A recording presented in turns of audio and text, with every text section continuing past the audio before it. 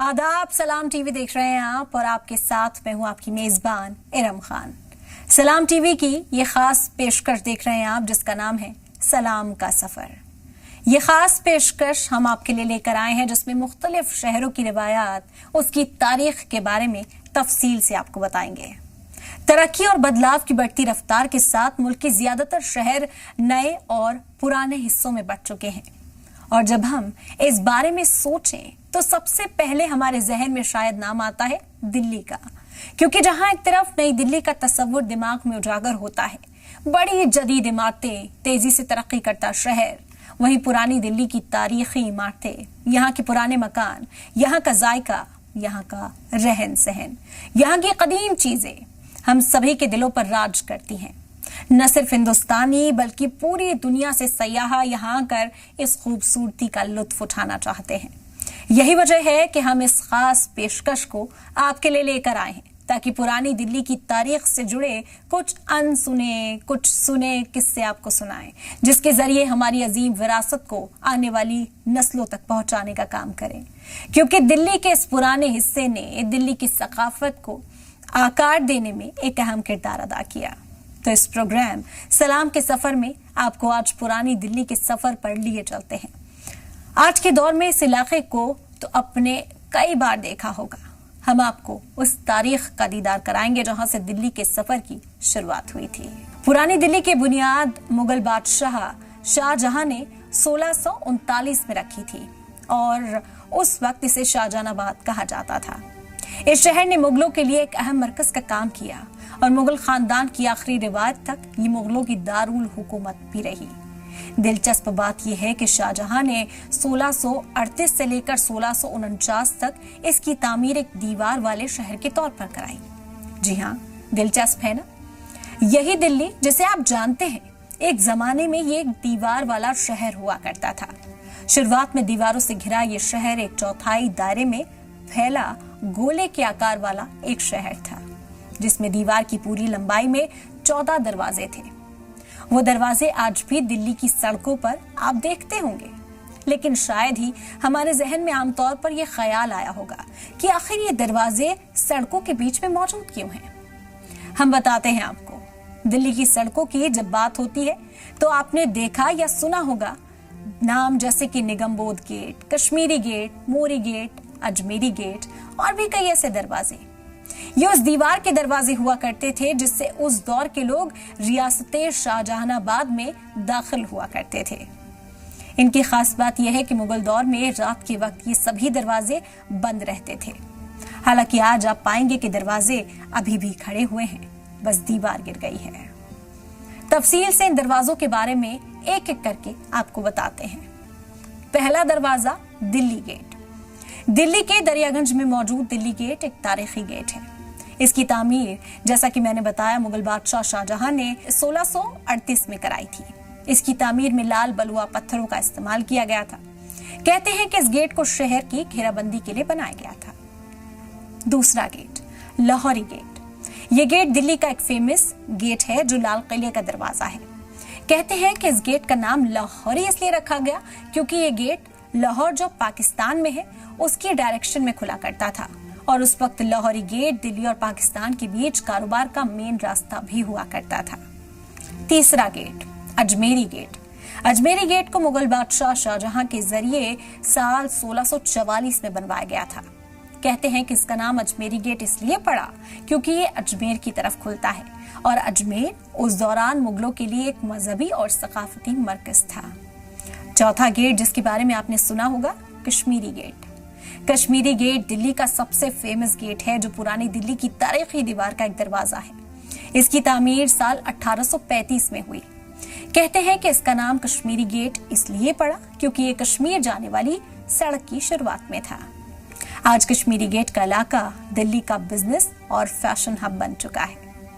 पांचवा गेट था तुर्कमान गेट। इसे मुगल बादशाह शाहजहां ने 1683 में बनवाया था। इस गेट को तुर्कमान गेट इसलिए कहा जाता है क्योंकि ये मुगल दौर के एक सूफी शाह तुर्कमान की कब्र के पास है। छठा गेट जिसका जिक्र तारीख में मिलता है, मोरी गेट। 1783 में जब बाबा बघेल सिंह की क़यादत में सिख सेना ने दिल्ली पर हमला किया तो मुगल सम्राट शाह आलम सेकंड ने शहर के सभी दरवाजों को बंद करवा दिया। एक राजमिस्त्री की मदद से सिखों को दीवार में एक कमजोर हिस्से का पता चला। उन्होंने लकड़ी के लट्ठों से दीवार में एक बड़ा सा छेद कर दिया और छेद को पंजाबी जबान में मोरी कहा जाता है। इसी वजह से इस गेट का नाम मोरी गेट पड़ा। 7वां गेट काबुली गेट। इसकी तारीख जितनी दिलचस्प है उतनी ही डरावनी है। दरअसल काबुली दरवाजे को खूनी गेट भी कहा जाता है, जिसकी तामीर अफगान शासक शेर शाह सूरी ने 16वीं सदी में कराई थी। दिल्ली के अंदर या दिल्ली के बाहर से आने के लिए सबसे उत्तरी दरवाजा था। जब भी काबुल के लिए कारवां निकलता था तो वो इसी गेट से होकर निकलता था, इसीलिए इसे काबुली दरवाजा भी कहा जाता है। हालांकि 16वीं सदी में भी काबुली गेट एक तरह से खूनी दरवाजा कहलाया जाने लगा, क्योंकि मुजरिमीन के कटे हुए सरों को यहीं पर टांग दिया जाता था ताकि उसे देखकर लोग होशियार हों और कोई भी क्राइम करने से पहले 100 बार सोचें। मुगल काल में ये गेट सजा देने का एक मेन जगह बन गया। इतिहास में पाया जाता है कि यह जगह जहांगीर के गुस्से की गवाह भी बनी। जब मुगल बादशाह जहांगीर ने अपने पिता अकबर के नवरत्नों में से एक अब्दुल रहीम खाने खाना के बेटों जहांगीर के खिलाफ बगावत की तो जहांगीर ने उन्हें इसी गेट पर मारकर उनकी लाशों को चील कौओं के लिए लटका दिया।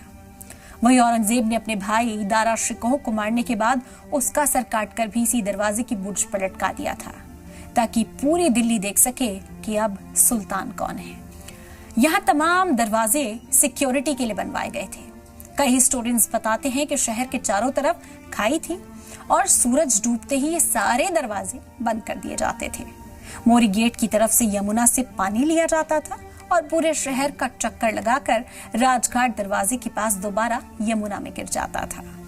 शाहजहानाबाद मुगल सल्तनत की राजधानी थी, जिसे 1639 में शाहजहां के जरिए बसाया गया था। शाहजहां ने अपनी राजधानी शाहजहानाबाद मुंतकिल करने का फैसला किया था, जिसके बाद 1648 में वो यहाँ आकर बसे। यही शहर आज पुरानी दिल्ली के नाम से जाना जाता है। ये शहर जमाना कदीम से ही बादशाहों और सुल्तानों के हुकूमत का मरकज भी रहा है।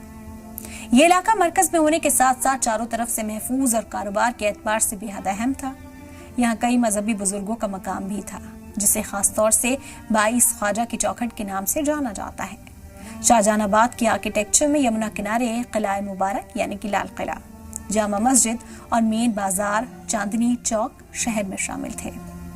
शाहजहानाबाद के टाउन प्लानिंग को मीर उस्ताद अहमद और उस्ताद लाहौरी ने तैयार किया था।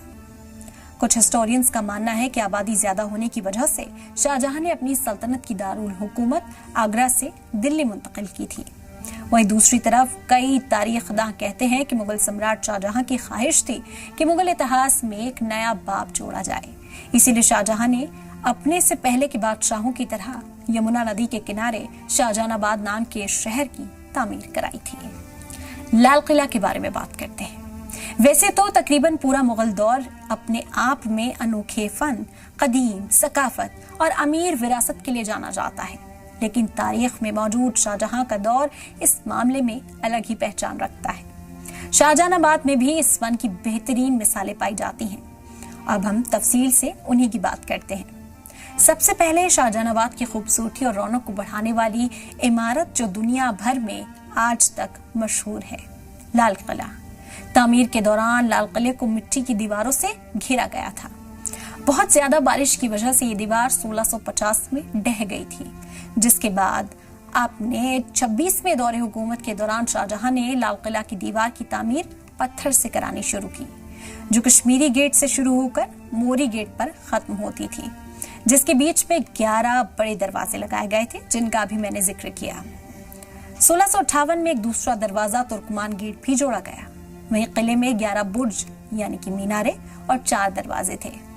किले के अंदर कई खूबसूरत इमारतें, नक्कार खाने, दीवाने आम, दीवाने खास, रंग महल और शीश महल शामिल था, जिसे आज भी उसी तरीके से मेंटेन किया गया है। तारीख में जिक्र मिलता है कि शहर आधे चांद की आकार का था और किला ऑक्टागन यानी कि 8 कोनों वाला था। किले के चारों ओर 10 गज गहरी और 20 गज चौड़ी खाई थी। लाहौरी गेट के बाहर एक खुली जगह थी जहां छोटे राजा जो बादशाह के तहत काम किया करते थे, जिन्हें किले की सिक्योरिटी का जिम्मा दिया गया था, वहां पर टेंट लगाते थे। इसके अलावा किला कई बागात जैसे शुमाल में अंगूरी बाग, जुनूब में बुलंद बाग और मगरिब में गुलाबी बाग से घिरा हुआ था। शहर में एक और बाग, बागे साहिबाबाद भी था, जिसे शाहजहां ने अपनी बेटी जहां आरा को तोहफे में दिया था। शहर में खूबसूरत बाजार और शहजादों की हवेलियां भी थी। शहजादों ने अपनी हवेलियां यमुना के किनारे पर बनवाई थी। इसके अलावा शहर में ताजिरों के घर 6 से 7 मंजिल ऊंचे होते थे। शहर में मुसाफिरों के लिए भी शानदार सराय थे। बेगम की सराय एक आजाद सराय थी, जिसकी तामीर शाहजहां की बेटी जहां आरा बेगम ने कराई थी। ये किले और चौक के बीच में तामीर थी, जिसमें 2 बड़े दरवाजे थे। एक दरवाजा साहिबाबाद बाग और जुनूबी दरवाजा चांदनी चौक की ओर खुलता था। चांदनी चौक वही बाजार जो आज दुनिया भर में खरीदारी के लिए मशहूर है। ये मार्केट काफी पुराना है, इसीलिए यहाँ पर ज्यादातर दुकानें संकरी गलियों में हैं। मतलब कि शॉपिंग करने के लिए आपको छोटी छोटी पतली पतली गलियों से गुजरना पड़ता है। खुद चांदनी चौक के अंदर कई अलग अलग बाजार मौजूद हैं, जैसे कि कपड़ों के लिए बेशुमार वैरायटी, मसाला मार्केट, इलेक्ट्रॉनिक मार्केट, साइकिल बाजार और यहाँ के खास खाने पीने तो दुनिया भर में मशहूर हैं ही। लेकिन ये तो आज का चांदनी चौक है। उस दौर के चांदनी चौक की कहानी क्या आप जानते हैं? अब तफसील से बताते हैं आपको चांदनी चौक की ये कहानी। उस दौर में दिल्ली यानी शाहजहानाबाद में लोग दुनिया के मुख्तलिफ हिस्सों से खरीदारी करने के लिए आते थे। शाहजहां की बेटी जहां आरा को भी खरीदारी का बहुत शौक था। वो अक्सर अलग अलग बाजारों से सामान खरीद कर लाती थी। जब बादशाह को इस बात का इल्म हुआ कि उनकी बेटी दिल्ली के अलग अलग बाजारों में जाकर अपनी मनपसंद खरीदारी करती है, उन्होंने अपनी साहबजादी के लिए इस शौक के बारे में तफसील से पता किया। उसके बाद उन्होंने फैसला लिया कि एक ऐसी मार्केट बनवाई जाए जहां पर उनकी बेटी की जरूरत का हर सामान एक ही जगह पर मिल जाए। और वहां से फिर शुरू हुई चांदनी चौक की तामीर, दिल्ली का सबसे बड़ा बाजार। अब सवाल ये था कि ये बाजार तो फिर इसका नाम चांदनी चौक क्यों है? इसके पीछे भी एक वाकया है, आपको आगे बताते हैं। लेकिन पहले इसके बारे में आपको थोड़ी और जानकारी देते हैं। क्या आप जानते हैं कि इस बाजार का डिजाइन चौकोर है? इसी के चलते ये मार्केट इतनी पॉपुलर हुई है। इसकी तामीर साल 1650 में शुरू हुई थी। ये कोई आम बाजार नहीं था, इसे शाही तरीके से बनवाया गया था। यहाँ पर इमारतों की तामीर के लिए कदीम पत्थरों का इस्तेमाल हुआ और तो और मार्केट के बीच की जगह को खाली भी छोड़ा गया। उस वक्त बाजार के बीच में से यमुना नदी का पानी बहा करता था। हालांकि अब तो यहाँ पर लोगों के चलने और बैठने के लिए रास्ते बना दिए गए हैं, स्टैंड्स बना दिए गए हैं। इसका नाम चांदनी चौक क्यों पड़ा, अब बात उसकी करते हैं। ये एक बेहद दिलचस्प वाकया है। जैसा कि मैंने आपको बताया कि यहाँ बीच में से यमुना नदी बहती थी, तो उस पानी पर चांद की रोशनी पड़ा करती थी, जिससे पूरा इलाका मानो चांद की रोशनी से रोशन हो जाता था। आप तसव्वुर करिए, बीच में बहता हुआ पानी, नदी की सरसराती आवाज और उस पर चांद की रोशनी से खिल उठता पूरा इलाका। कहते हैं कि देखने वाले इस मंजर को एक टुक देखते ही रह जाते थे। और यही वजह थी कि इस बाजार की रौनक की वजह से ये चांदनी चौक कहलाया। वैसे तो ये बाजार बादशाह ने अपनी बेटी के लिए बनवाया था, लेकिन क्योंकि ये जरूरत का हर सामान मिलता था, इसीलिए आम लोगों का भी आना जाना यहाँ पर शुरू हो गया। धीरे धीरे कारोबारियों ने भी चांदनी चौक में अपना डेरा जमा लिया। शुरुआत में चांदी के कारोबार ने यहाँ चांदी का काम शुरू किया था, जो कम वक्त में काफी जोर पकड़ चुका था। देश के कोने कोने से लोग यहाँ चांदी खरीदने आते थे। यहाँ पर मिलने वाली चांदी की बात ही कुछ और थी, इसीलिए चांदी का कारोबार चांदनी चौक की मेन पहचान भी बन गया था। शाहजहां के इस शहर में कई बागात भी थे। सबसे पहले बाग का खाका ईदगाह के जुनूब मगरिब में बनवाया गया था। करोल बाग जो एक बाग के तौर पर बनवाया गया था, जिसकी तामीर फिरोज शाह तुगलक ने कराई थी। शाहजहानाबाद के शुमाल मगरिब में सब्जी मंडी के पास रोशन आरा बेगम और सरहिंदी बेगम ने 1653 में 2 बाग बनवाए थे। उसी साल अकबराबादी बेगम ने शालीमार बाग को इनमें शुमाल किया, मगरिब में बनवाया, जिसे वर्नियर ने राजा की कंट्री हाउस भी कहा। ये शाहजहां का आनंद बाग था, जहां शीश महल बनवाया गया था और नहर का पानी इसे भी मिलता था। इसमें फलों की कई किस्मों के पेड़ थे। यहीं पर राजकुमार औरंगजेब को ताज भी पहनाया गया था। बाग सहजारी यानी आज का 30 हजारी बाग, उसकी तामीर कश्मीरी और काबुली दरवाजे के बीच में की गई थी, जहां औरंगजेब की बेटी जीनतुल निसा की कब्र भी वाक़ई है। शाहजहानाबाद के आसपास करीब 52 बाजार और 36 मंडियां थीं। अनाज की मंडियां पहाड़गंज, पड़पड़गंज, शादरा और कोटला मुबारकपुर में वाक़ई थी। शुमाल मगरिब में सब्जी मंडी और इसके पास घोड़ों का बाजार था। किले के पार यमुना के मशरिक में सलीमगढ़ में बंजारों के लिए आरामगाह और अनाज उतारने का भी मकाम था। जयसिंहपुरा पहाड़गंज के पास सामानों को लाने ले जाने का मरकज था। तारीखी बातों से साफ होता है कि ये रिवायत कारोबार सरगर्मियों का भी मेन मरकज था। दौर बदला, राज हुआ औरंगजेब का। औरंगजेब ने किले के साथ शहर की बनावट में भी कुछ बदलाव किए। किले में दीवाने आम और खास की कार्रवाई को जनता की नजर से दूर करने के लिए औरंगजेब ने लाहौरी और दिल्ली गेट के बाहर फसील बनाने के ऑर्डर्स दे दिए। वहीं घुड़सवारों के आने जाने की सहूलत के लिए लाहौरी गेट को चौड़ा करने का भी हुक्म दिया गया। वक्त के साथ शाहजहानाबाद तालीम के लिए भी अहम मरकज बनकर उभरा, जहां न सिर्फ भारत के मुख्तलिफ हिस्सों से बल्कि वेस्ट एशिया और ईरान से भी लोग पढ़ने पढ़ाने के लिए आते थे। यहाँ पर राजकीय कॉलेज दारुल बका था। शाहजहां के दौरे हुकूमत के दौरान मौलाना सदरुद्दीन खान इस कॉलेज के प्रिंसिपल थे। इसके अलावा हर मस्जिद में एक मदरसा भी था। मशहूर दिल्ली कॉलेज की तामीर 1792 में की गई थी। शाहजहानाबाद शहर की सड़कों पर बेशुमार लोग मौजूद थे। शहर में आबादी का अंदाजा लगाना मुश्किल था।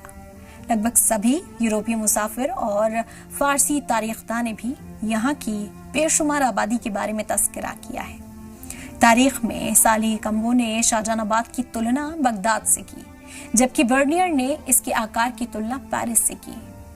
थेवनो ने तस्करा करते हुए कहा कि जब बादशाह शहर में होते थे तो शहर की आबादी 4 लाख के करीब पहुंच जाती थी, जबकि आमतौर पर इसका छठा हिस्सा ही होती थी। स्टीफन ब्लैक ने 1659 में शहर की अंदाजन आबादी 5 लाख बताई, लेकिन यह भी माना कि अकेले शाही परिवार उनसे मुतालिक और उन पर मबनी तादाद ही इस आबादी की 80% थी।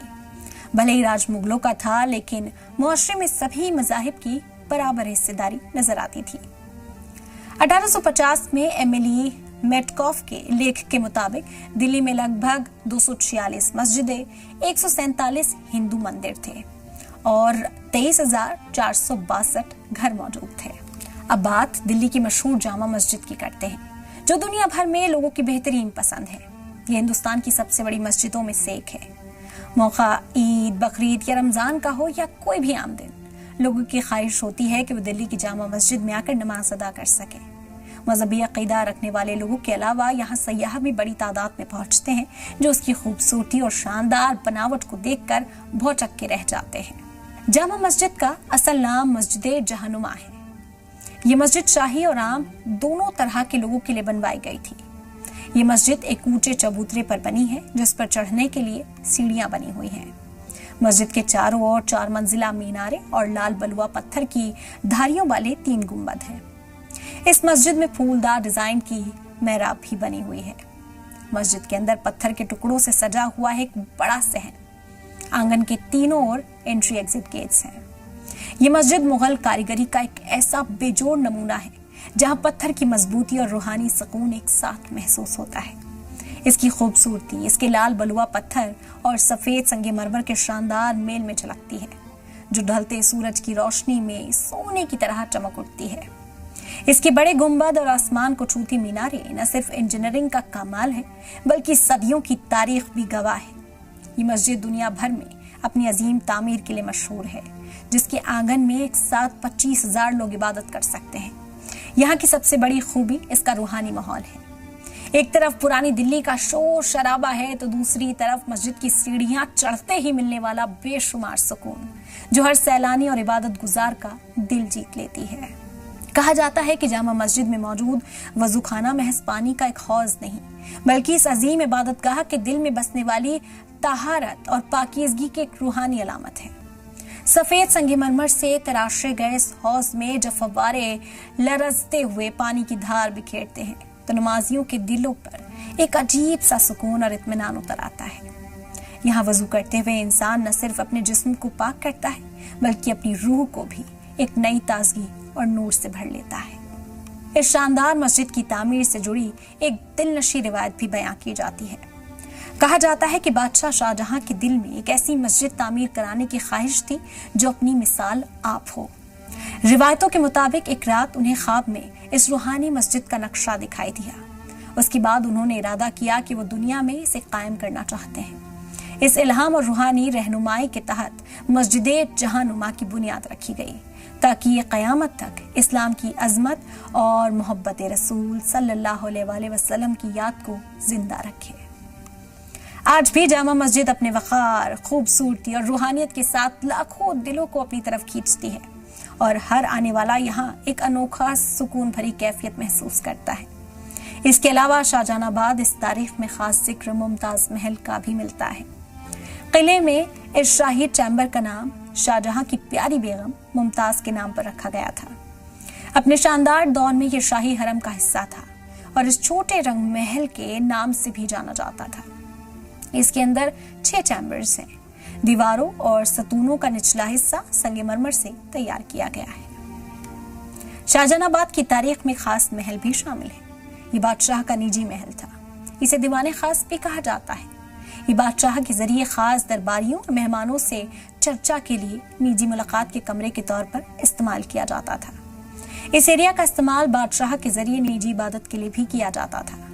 कमरे के बीच में मौजूद संगमरमर की चौकी पर मयूर सिंहासन रखा हुआ था। इसकी दीवार पर फारसी के मशहूर कवि फिरदौस का शेर भी है। अगर जमीन पर जन्नत है तो वो यही है, यही है, यही है। इसके अलावा यहाँ मोती मस्जिद भी है। इसकी तामीर औरंगजेब के जरिए अपने निजी इस्तेमाल के लिए कराई गई थी। इसका इस्तेमाल हरम की खवातीन के जरिए भी किया जाता था। मस्जिद के इबादत खाने का फर्श काले संगमरमर की पट्टियों से सजाया गया था। तो कहा जा सकता है कि शाहजहानाबाद सिर्फ एक शहर नहीं था, ये एक जिंदा तहजीब थी जहां हर गली में तारीख की सांसें चलती थी और हर दीवार पर बादशाह की कहानी लिखी जाती थी। ये वो मरकज था जहां हुकूमत की शान और शौकत भी थी, तिजारत की रौनक भी थी और रूहानियत की गहराई भी। वक्त के साथ दौर बदला, बादशाह बदले, लेकिन इस शहर की पहचान आज भी जिंदा है। आज की पुरानी दिल्ली उन्हीं गलियों का नया रूप है जहां आज भी चांदनी चौक की भीड़ में तारीख की आहट महसूस होती है और जामा मस्जिद की अजान में सदियों पुरानी रूहानी गूंज सुनाई देती है। यह शहर हमें याद दिलाता है कि इतिहास सिर्फ किताबों में नहीं होता, वो सड़कों, इमारतों और लोगों की जिंदगी में भी जिंदा रहता है। और शायद यही वजह है कि शाहजहानाबाद आज भी सिर्फ देखा नहीं जाता, महसूस किया जाता है। आदाब।